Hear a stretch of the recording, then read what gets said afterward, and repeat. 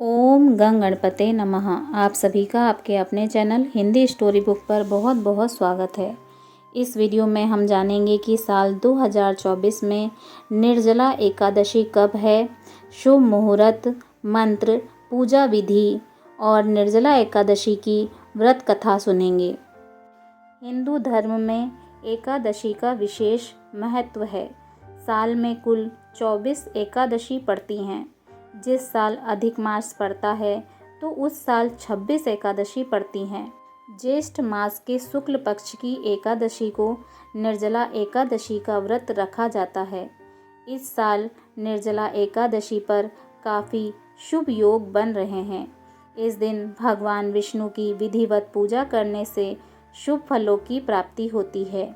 इस एकादशी को सबसे कठोर एकादशी के नाम से भी जाना जाता है, क्योंकि इस व्रत के दौरान पानी तक नहीं पिया जाता है। निर्जला एकादशी का व्रत रखने से दीर्घ आयु और मोक्ष की प्राप्ति का वरदान मिलता है। आइए जानते हैं साल 2024 में निर्जला एकादशी व्रत कब है, पूजा व पारण का सही समय, पूजा विधि और इस व्रत के नियम क्या हैं।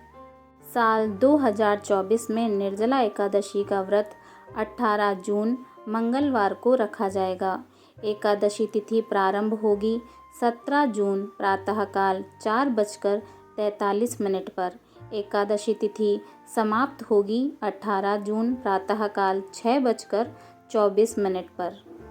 हिंदू पंचांग के अनुसार 18 जून मंगलवार को निर्जला एकादशी व्रत के दिन पूजा का शुभ मुहूर्त प्रातःकाल 8:53 से दोपहर 2:07 तक रहेगा। निर्जला एकादशी पारण का समय पंचांग के अनुसार साल 2024 में निर्जला एकादशी व्रत का पारण 19 जून 2024 को प्रातःकाल 5:24 से प्रातःकाल 7:28 के बीच किया जाएगा। इस दिन द्वादशी समाप्त होने का समय सुबह 7:28 पर होगा। निर्जला एकादशी पूजा विधि। निर्जला एकादशी के दिन ब्रह्म मुहूर्त में उठकर स्नान आदि से निवृत्त होकर पीले वस्त्र धारण करने चाहिए। अब भगवान विष्णु की पंचोपचार विधि से पूजा कर उन्हें पीले चंदन का तिलक करें और पीले फल, फूल, पीली मिठाई, तुलसी पत्र अर्पित करें। पूजा में ओम नमो भगवते वासुदेवाय मंत्र का जाप व व्रत कथा का पाठ करें अथवा सुनें। अगले दिन द्वादशी को व्रत का पारण करें। इस व्रत में एकादशी तिथि से लेकर अगले दिन द्वादशी तिथि सूर्योदय तक जल और भोजन का त्याग कर जल से भरे कलश का दान कर जल ग्रहण करने की मान्यता है। निर्जला एकादशी का व्रत निर्जल रहकर किया जाता है। इस दिन अन्न और पानी का सेवन नहीं करना चाहिए, तभी इस व्रत का पूरा फल मिलता है। निर्जला एकादशी को मोक्षदायिनी एकादशी कहा जाता है। इस दिन बिना जल ग्रहण किए दिन भर व्रत रखा जाता है। इसे सबसे कठोर एकादशियों में से एक माना जाता है।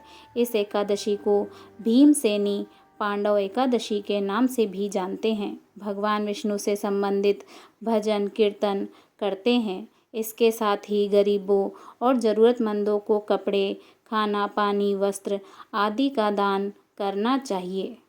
निर्जला एकादशी के नियम। शास्त्रों के अनुसार किसी भी एकादशी के व्रत में चावल का सेवन नहीं करना चाहिए।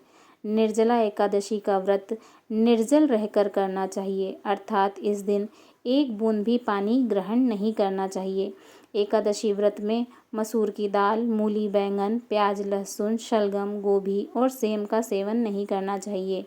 निर्जला एकादशी के दिन ब्रह्मचर्य का पालन करना चाहिए। निर्जला एकादशी के दिन तुलसी की पत्तियां नहीं तोड़ना चाहिए। एकादशी के दिन तुलसी में जल भी अर्पित नहीं करना चाहिए। आइए सुनते हैं निर्जला एकादशी व्रत कथा। युधिष्ठिर ने कहा, हे जनार्दन, ज्येष्ठ मास के शुक्ल पक्ष में जो एकादशी पड़ती है, कृपया उसका वर्णन कीजिए।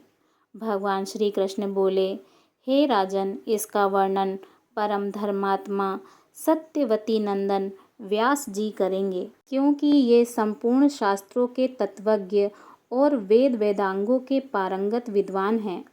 तब व्यास जी कहने लगे, दोनों ही पक्षों की एकादशियों के दिन भोजन न करें। द्वादशी के दिन स्नान आदि से पवित्र हो फूलों से भगवान केशव की पूजा करें। फिर नित्य कर्म समाप्त होने के पश्चात पहले ब्राह्मणों को भोजन देकर अंत में स्वयं भोजन करें। हे राजन, जनाना शौच और मरना शौच में भी एकादशी को भोजन नहीं करना चाहिए।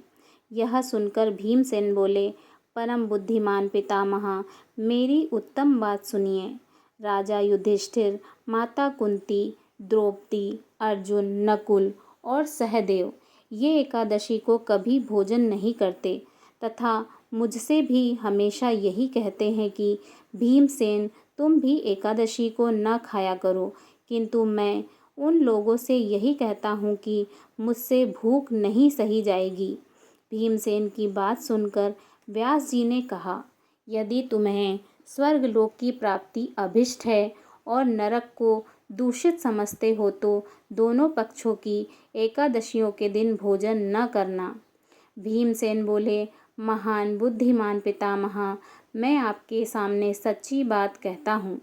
एक बार भोजन करके भी मुझसे व्रत नहीं किया जा सकता, फिर उपवास करके तो मैं रह ही कैसे सकता हूँ। मेरे उदर में वृक्क नामक अग्नि सदा प्रज्वलित रहती है, अतः जब मैं बहुत अधिक खाता हूँ तभी यह शांत होती है। इसलिए महामुने, मैं वर्ष भर में केवल एक ही उपवास कर सकता हूँ, जिससे स्वर्ग की प्राप्ति सुलभ हो जाए तथा जिसके करने से मैं कल्याण का भागी हो सकूँ। ऐसा कोई एक व्रत निश्चय करके बताइए, मैं उसका यथोचित रूप से पालन करूँगा। व्यास जी ने कहा, भीमसेन, ज्येष्ठ मास में सूर्य वृष राशि पर हो या मिथुन राशि पर शुक्ल पक्ष में जो एकादशी हो उसका यत्न पूर्वक निर्जल व्रत करो। केवल कुल्ला या आचमन करने के लिए मुख में जल डाल सकते हो, उसको छोड़कर किसी प्रकार का जल विद्वान पुरुष मुख में न डालें, अन्यथा व्रत भंग हो जाता है। एकादशी को सूर्योदय से लेकर दूसरे दिन के सूर्योदय तक मनुष्य जल का त्याग करे तो यह व्रत पूर्ण होता है। तदंतर द्वादशी को प्रातःकाल में स्नान करके ब्राह्मणों को विधि पूर्वक जल और सुवर्ण का दान करें। इस प्रकार सब कार्य पूरा करके जितेंद्रिय पुरुष ब्राह्मणों के साथ भोजन करे। वर्ष भर में जितनी एकादशियां होती हैं उन सब का फल निर्जला एकादशी के सेवन से मनुष्य प्राप्त कर लेता है, इसमें तनिक भी संदेह नहीं है। शंख, चक्र और गदा धारण करने वाले भगवान केशव ने मुझसे कहा था कि यदि मानव सबको छोड़कर एकमात्र मेरी शरण में आ जाए और एकादशी को निराहार रहे तो वह सब पापों से छूट जाता है। एकादशी व्रत करने वाले पुरुष के पास विशालकाय, विकराल आकृति और काले रंग वाले दंड पाशधारी भयंकर यमदूत नहीं जाते। अंतकाल में पीतांबरधारी, सौम्य स्वभाव वाले, हाथ में सुदर्शन धारण करने वाले और मन के समान वेगशाली विष्णुदूत आखिर इस वैष्णव पुरुष को भगवान विष्णु के धाम में ले जाते हैं। अतः निर्जला एकादशी को पूर्ण यत्न करके उपवास और श्री हरि का पूजन करो। स्त्री हो या पुरुष, यदि उनमें मेरु पर्वत के बराबर भी महान पाप किया हो तो वह सब इस एकादशी व्रत के प्रभाव से भस्म हो जाते हैं। जो मनुष्य उस दिन जल के नियम का पालन करता है वह पुण्य का भागी होता है। उसे एक एक प्रहर में कोटि कोटि स्वर्ण मुद्रा दान करने का फल प्राप्त होता सुना गया है।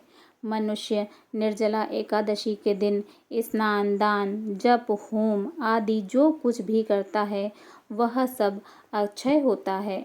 यह भगवान श्री कृष्ण का कथन है। निर्जला एकादशी को विधि पूर्वक उत्तम रीति से उपवास करके मानव वैष्णव पद को प्राप्त कर लेता है। जो मनुष्य एकादशी के दिन अन्न खाता है वह पाप का भोजन करता है। इस लोक में वह चांडाल के समान है और मरने पर दुर्गति को प्राप्त होता है। जो ज्येष्ठ के शुक्ल पक्ष में एकादशी को उपवास करके दान करेंगे वे परम पद को प्राप्त होंगे।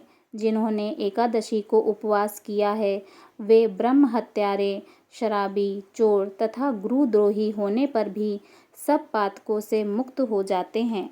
कुंती नंदन, निर्जला एकादशी के दिन श्रद्धालु स्त्री पुरुषों के लिए जो विशेष दान और कर्तव्य विहित है उसे सुनो। उस दिन जल में शयन करने वाले भगवान श्री हरि विष्णु का पूजन और जलमयी धेनु का दान करना चाहिए अथवा प्रत्यक्ष धेनु या घृतमयी धेनु का दान उचित है। पर्याप्त दक्षिणा और भांति भांति के मिष्ठानों द्वारा यत्नपूर्वक ब्राह्मणों को संतुष्ट करना चाहिए।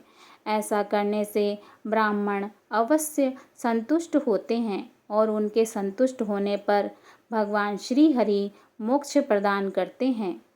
जिन्होंने शम, दम और दान में प्रवृत्त हो श्री हरि की पूजा और रात्रि में जागरण करते हुए इस निर्जला एकादशी का व्रत किया है उन्होंने अपने साथ ही बीती हुई 100 पीढ़ियों को और आने वाली 100 पीढ़ियों को भगवान वासुदेव के परम धाम में पहुंचा दिया है। निर्जला एकादशी के दिन अन्न, वस्त्र, गौ, जल, शैया, सुंदर आसन, कमंडलू तथा छाता दान करना चाहिए। जो श्रेष्ठ तथा सुपात्र ब्राह्मण को जूता दान करता है वह सोने के विमान पर बैठकर स्वर्गलोक में प्रतिष्ठित होता है। जो इस एकादशी की महिमा को भक्ति पूर्वक सुनता अथवा उसका वर्णन करता है वह स्वर्गलोक में जाता है। चतुर्दशी युक्त अमावस्या को सूर्य ग्रहण के समय श्राद्ध करके मनुष्य जिस फल को प्राप्त करता है वही फल इसके श्रवण से भी प्राप्त होता है। पहले दंत धावन करके यह नियम लेना चाहिए कि मैं भगवान केशव की प्रसन्नता के लिए एकादशी को निराहार रहकर आचमन के सिवा दूसरे जल का भी त्याग करूँगा। द्वादशी को देवेश्वर भगवान विष्णु का पूजन करना चाहिए। गंध, धूप, पुष्प और सुंदर वस्त्र से विधि पूर्वक पूजन करके जल के घड़े का दान का संकल्प करते हुए इस मंत्र का उच्चारण करें। देव देव ऋषिकेश संसार अर्णवतारक उद्द कुंभ प्रादेनेन नय माम परमाम गतिम। अर्थात संसार सागर से तारने वाले हे देव देव ऋषिकेश, इस जल के घड़े का दान करने से आप मुझे परम गति की प्राप्ति कराइए। हे भीमसेन, ज्येष्ठ मास में शुक्ल पक्ष की एकादशी को जो शुभ एकादशी होती है उसका निर्जल व्रत करना चाहिए। उस दिन श्रेष्ठ ब्राह्मणों को शक्कर के साथ जल के घड़े का दान करना चाहिए। ऐसा करने से मनुष्य भगवान श्री हरि विष्णु के समीप पहुंचकर आनंद का अनुभव करता है। तत्पश्चात द्वादशी को ब्राह्मण भोजन कराने के बाद स्वयं भोजन करें। जो इस प्रकार पूर्ण रूप से पाप नाशनी एकादशी का व्रत करता है वह सब पापों से मुक्त हो आनंदमय पद को प्राप्त होता है। यह सुनकर भीमसेन ने भी इस शुभ एकादशी का व्रत आरंभ कर दिया। तब से यह लोक में पांडव द्वादशी के नाम से विख्यात हुई। बोलिए श्री हरि विष्णु भगवान की जय। माता लक्ष्मी की जय। ओम नमो भगवते वासुदेवाय नमः।